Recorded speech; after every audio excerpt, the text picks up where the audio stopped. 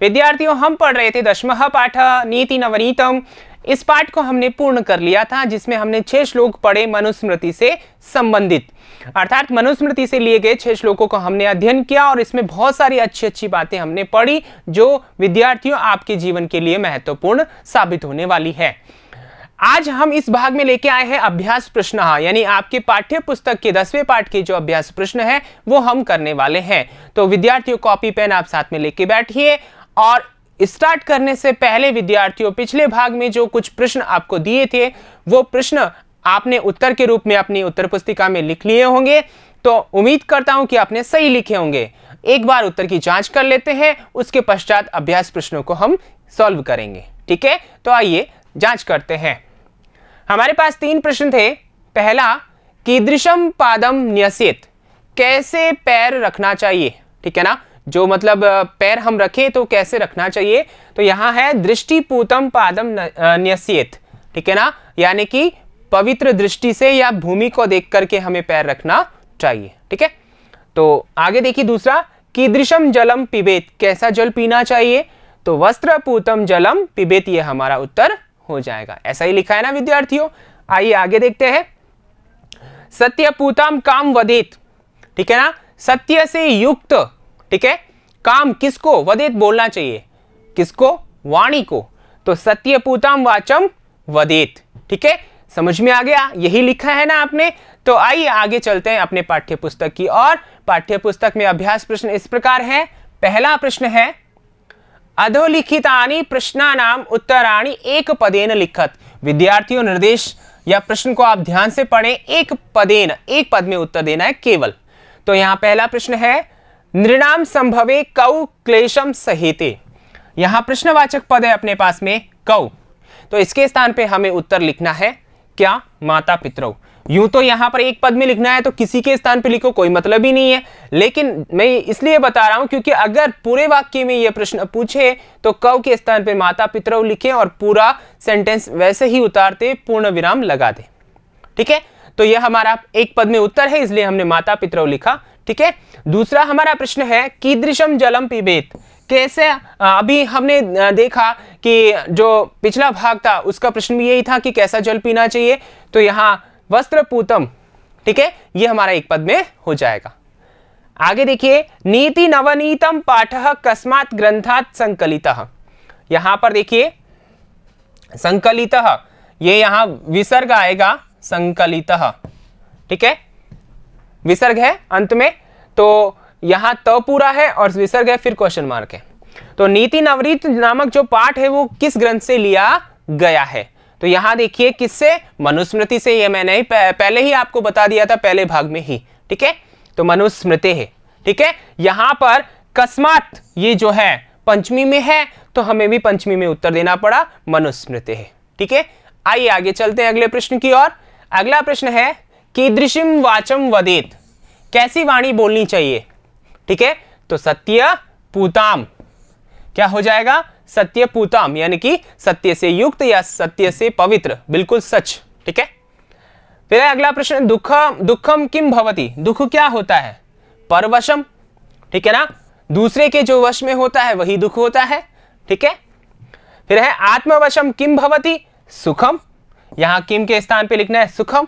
ठीक है, फिर आगे देखिए अगला, कीदृशम कर्म समाचरेत, कैसा कार्य करना चाहिए, संतोष प्रदम, संतोष को प्रदान करने वाला कर्म हमें करना चाहिए। ठीक है, लिख लिया आपने सभी ने। आइए आगे चलते हैं अगले प्रश्न की ओर।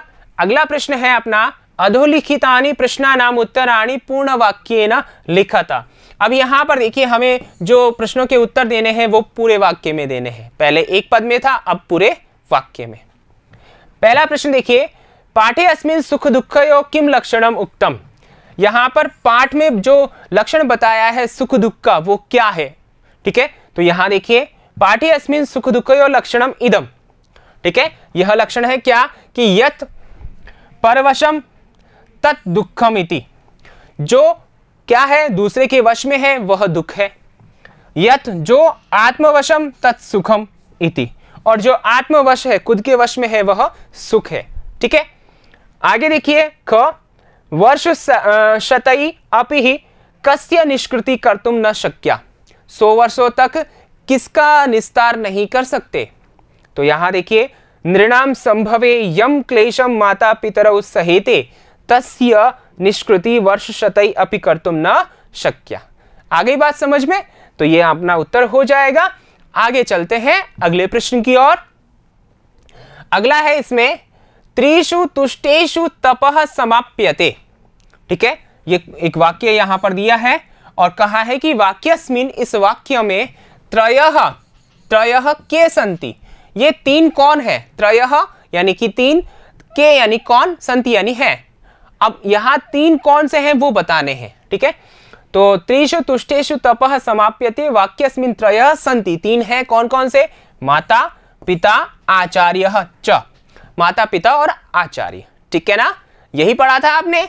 आगे चलिए अगले प्रश्न की ओर, बराबर लिखते जाइएगा आप, है ना।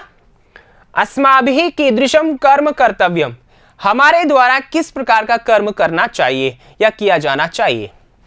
अस्माभिः संतोषप्रदम कर्म कर्तव्यम। ठीक है, आगे हमारा ये हमने जब श्लोक पढ़ा था तब भी आपको अभ्यास या मूल्यांकन के रूप में दिया गया था। ठीक है, तो यहां पर देखिए, अभिवादनशीलस्य कानि वर्धन्ते। अगला प्रश्न है अपना कि अभिवादन जो शील होता है, अभिवादनशील व्यक्ति होता है, उसके कानि यानी क्या, वर्धन्ते बढ़ते हैं। अभिवादनशीलस्य आयुः विद्या यशः बलम च इति चत्वारि वर्धन्ते, चार चीजें तो बढ़ती है ना। ठीक है, आगे देखिए अगला प्रश्न, सर्वदा केशाम प्रियम कुर्यात्, हमेशा किनका प्रिय करना चाहिए, केशाम किनका प्रिय करना चाहिए। ठीक है, तो यहां पर देखिए, सर्वदा माता पिता आचार्य इति त्रयाणाम प्रियम कुर्यात्, इन तीनों का प्रिय करना चाहिए। किन तीनों का, माता पिता और आचार्य इति त्रयाणाम, इन तीनों का प्रिय करना चाहिए। ठीक है, आगे बात समझ में लिख लिया आपने, तो आगे बढ़िए अगले प्रश्न की ओर। अगला प्रश्न है स्थूल पदान्यवलंब्य प्रश्न निर्माणम कुरुता। ठीक है, यानी कि जो स्थूल पद है, ठीक है ना, डार्क है मतलब गहरा है। ठीक है, उस पद को आधार बना करके हमें प्रश्न बनाना है। तो यहां देखिए, वृद्धोपसेविनः आयुर्विद्या यशो बलम च वर्धन्ते, जो वृद्धों की सेवा करता है उस व्यक्ति की आयु विद्या यश और बल बढ़ता है या बढ़ते हैं। ठीक है, तो यहां किसके, तो प्रश्नवाचक ऐसा बन रहा है हिंदी में, तो हमें संस्कृत में लिखना पड़ेगा कस्य। तो हमारा प्रश्न हो जाएगा कस्य आयुर्विद्या यशो बलम न वर्धन्ते। ठीक है, अब यहां पर देखिए आगे देखिए, मनुष्य सत्य पूताम वाचम वदेत। ठीक है, मनुष्य सत्य जो पवित्र होती है, सत्य से युक्त होती है, ऐसी वाणी को वदेत बोलना चाहिए। आगे प्रश्न बन जाएगा अपना, सत्यपूताम है तो हमने अभी उत्तर भी दिया था, तो क्या बन जाएगा, कैसी वाणी को, तो कीदृशिम, कीदृशिम वाचम वदेत। ठीक है, आगे देखिए, त्रिषु तुष्टेषु सर्वम तपः समाप्यते। तो यहां पर देखिए तपः को दे रखा है, तो क्या समाप्त हो जाता है, ऐसा प्रश्न बनेगा। तो त्रिषु तुष्टेषु सर्वम किम समाप्यते। ठीक है, तो हमारा प्रश्न क्या बन गया, किम समाप्यते। आ गई बात समझ में। आइए आगे चलते हैं। आगे देखिए अगला प्रश्न, माता पितरौ नृणाम संभवे अकथनीयम क्लेशम सहेते। ठीक है, यहां पर माता पितरौ है तो इसके आधार पर हमें प्रश्न बनाना है।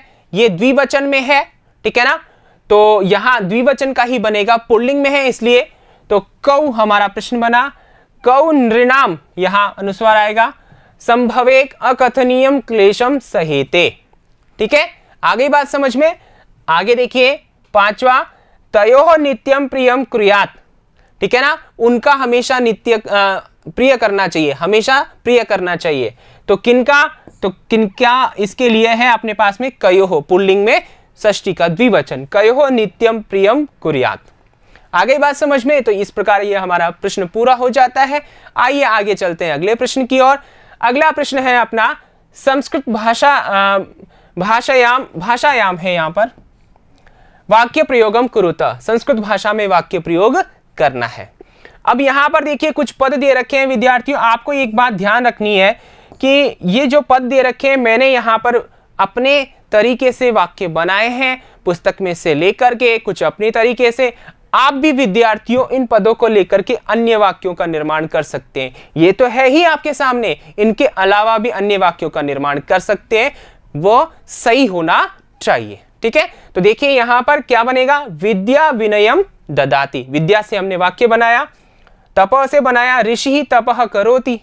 ठीक है, समाचरेत से बनाया सदा मनुष्य मनः पूतम समाचरेत।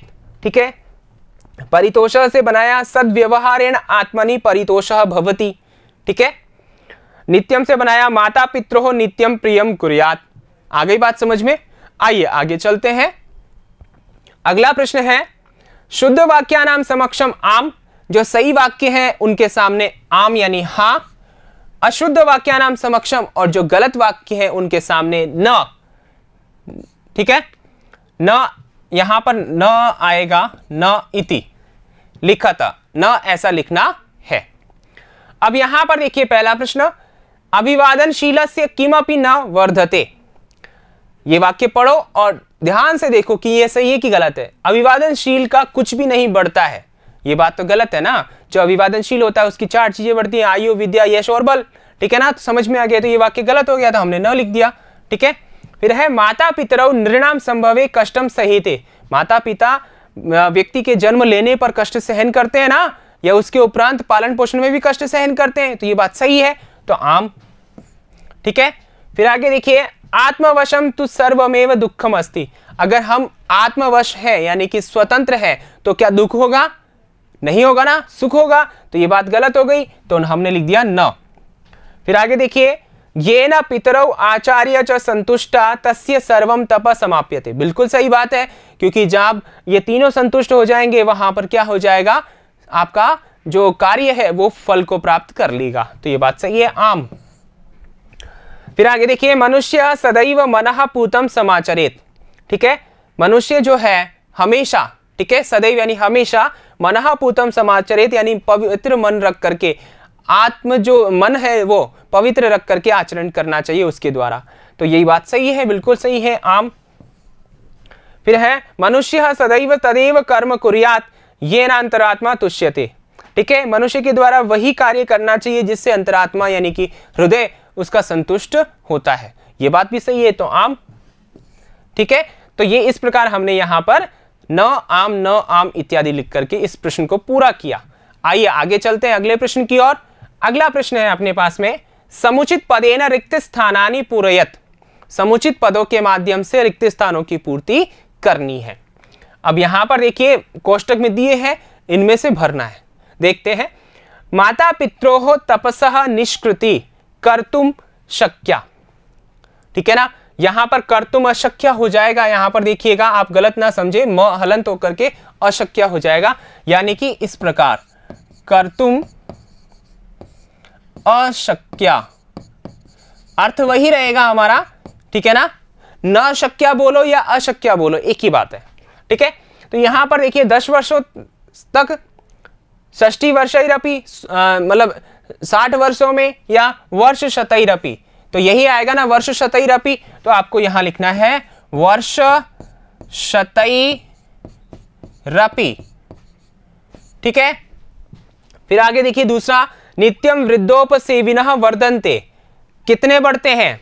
4 5 6, 4 ही तो बढ़ते हैं ना, तो यहां पर हमारा उत्तर हो जाएगा 4। तो क्या लिखेंगे? 4। फिर आगे देखिए, त्रिषु तुष्टेषु सर्वम समाप्यते। ठीक है, त्रिषु तुष्टेषु सर्वम समाप्यते, यहां पर क्या होगा? जपः तपः कर्म, क्या होना चाहिए? तपः। क्या होगा विद्यार्थियों? तपः। ठीक है, आइए आगे चलते हैं। एतत् विद्यात् लक्षणम सुख दुःखयो। सुख दुःख का लक्षण किस रूप में बताया था? छोटे रूप में, समास रूप में, या विस्तार रूप में? तो यहां समास रूप में, शरीरेण समासेन विस्तारेण, तो ये समासेन आएगा। तो क्या लिखेंगे? समासेन, समासेन। ठीक है, समासेन। फिर आगे देखिए, आगे आप अगला प्रश्न देखिए, दृष्टिपूतम न्यसेत। ठीक है ना, दृष्टिपूतम यानी कि पवित्र दृष्टि से या देखते हुए चरण को क्या रखना चाहिए? आगे रखना चाहिए। तो क्या? हस्तम पादम मुखम, किसको रखना चाहिए? पादम। तो यहां क्या आ जाएगा? पादम। समझ में आ रहा है ना विद्यार्थियों? बहुत ही सरल है। आगे देखिए, मनुष्य माता पित्रोः आचार्यस्य च सर्वदा कुर्यात्। मनुष्य के जो मनुष्य है ना, उसको क्या करना चाहिए? माता पिता और आचार्य का भला करना चाहिए, प्रिय करना चाहिए ना, ऐसा ही हमने पढ़ा है। तो यहाँ पर देखिए प्रियम अप्रियम अकार्यम, क्या करना चाहिए? प्रियम। तो आप क्या लिखेंगे? प्रियम। ठीक है। अब आप इसको किस प्रकार उत्तर पुस्तिका में लिखेंगे? आप इसको इस प्रकार उत्तर पुस्तिका में लिखेंगे, माता पित्रोः तपसा निष्कृति वर्ष शतैरपि कर्तुम अशक्या, नित्यं वृद्धोपसेविनः चत्वारि वर्धन्ते, त्रिषु तुष्टेषु तपः सर्वं समाप्यते, एतत् विद्यात् समासेन लक्षणं सुख दुःखयोः, दृष्टिपूतं न्यसेत् पादं, मनुष्यः माता पित्रोः आचार्यस्य च सर्वदा प्रियं कुर्यात्। यहाँ पर देखिए प्रियम जो है ये ऊपर आ जाएगा, ये म हट जाएगा यहाँ से। ऐसा क्यों हो जाएगा विद्यार्थियों? मैंने आपको पहले भी बताया है। क्या बताया है? कि अगर म के आगे व्यंजन आ रहा है तो म अनुस्वार बन जाएगा। जैसे कि यहाँ म के बाद में क व्यंजन आ रहा था, इसलिए अनुस्वार बना दिया, और यदि स्वर होता तो वहां पर म सही था। ठीक है, आ गई बात समझ में? तो आइए आगे चलते हैं अगले प्रश्न की ओर। अगला प्रश्न है 7वां, मंजूषातः चित्वा उचिता व्ययेन वाक्य पूर्तिम कुरुता। यह आपकी मंजूषा है। ठीक है, और यहां से आपको उचित अव्यय चुन करके रिक्त स्थानों की पूर्ति करनी है, वाक्य बनाने हैं।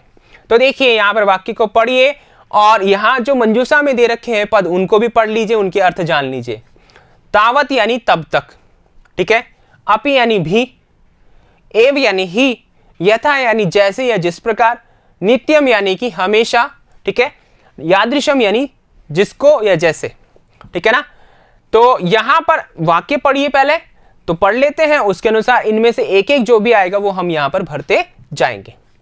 तयोः प्रियम कुर्यात्, उनका प्रिय करना चाहिए हमेशा, यही पढ़ा था हमने। तो हमेशा के लिए क्या है? नित्यम। तो यहां पर आप लगा लीजिए क में आ जाएगा नित्यम। ठीक है, लगा लिया तो हमारा वाक्य सही हो गया। दूसरा देखिए, कर्म करिष्यसि तादृशम फलम प्राप्स्यसि। कर्म करेगा वैसा फल पाएगा, तो मतलब जैसा कर्म करेगा। तो यहां तादृशम है, ठीक है ना, तो यादृशम, यहां पर क्या हो जाएगा? यादृशम। यादृशम कर्म करिष्यसि तादृशम फलम प्राप्स्यसि। ठीक है, दो हो गए। अब यहां पर देखिए तीसरा, वर्ष शतई निष्कृति न कर्तुम शक्या। यहां पर वर्ष शतई रपि ऐसा पढ़ा था, तो यहां संधि विच्छेद कर दिया तो अपि आएगा। तो अपि अपने पास में है तो ये ग में आ जाएगा, तो अपि। ठीक है, समझ में आ रहा है? फिर आगे देखिए, तेषु त्रिषु तुष्टेषु तपः समाप्यते। ठीक है, अब यहां तेषु त्रिषु तुष्टेषु क्या आना चाहिए? तावत एव यथा नित्यम। नित्यम तो आ गया, यथा नहीं आएगा, एव आना चाहिए। ठीक है ना, क्या आएगा? तेषु एव। आपने संधि विच्छेद भी पढ़ा था, आपको ध्यान हो तो। ठीक है ना। अब राजा तथा प्रजा, यानी कि वैसी प्रजा, कैसा? जैसा राजा। तो जैसा के लिए यहां पर क्या है अपने पास में? देखिए हमने एव को घ में रख दिया और यथा को यहां पर ng रख दिया। तो यथा राजा तथा प्रजा। अब क्या बचता है अपने पास में? तावत। तो यावत आ गया, तो यावत के साथ में तावत आता है। तो यावत तावत यथा तथा यादृशम तादृशम। ठीक है ना, ये एक साथ आने वाले अव्यय हैं। यावत सफलः न भवति, जब तक सफल नहीं होता। तावत तब तक, तावत का मतलब तब तक। परिश्रमम कुरु, परिश्रम करो। ठीक है, आगे बात समझ में? ऐसा हमने भर लिया। अब उत्तर पुस्तिका में आप किस प्रकार लिखेंगे?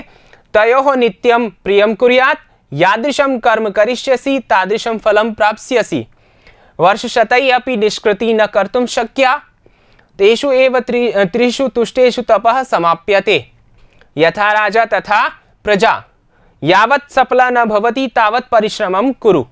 ठीक है, आ गई बात समझ में? इस प्रकार आपके ये प्रश्नोत्तर थे जो कि हो गए पूरे। इस प्रकार अपने क्या हो गया है? अपना पाठ पूरा हो गया है। लेकिन आपके इस पाठ में कुछ और भी श्लोक नीति वाले दिए हैं जो कि हम योग्यता विस्तार में पढ़ने वाले हैं। तो अगले भाग में योग्यता विस्तार लेकर के मैं फिर से प्रस्तुत होऊंगा। तब तक के लिए धन्यवाद।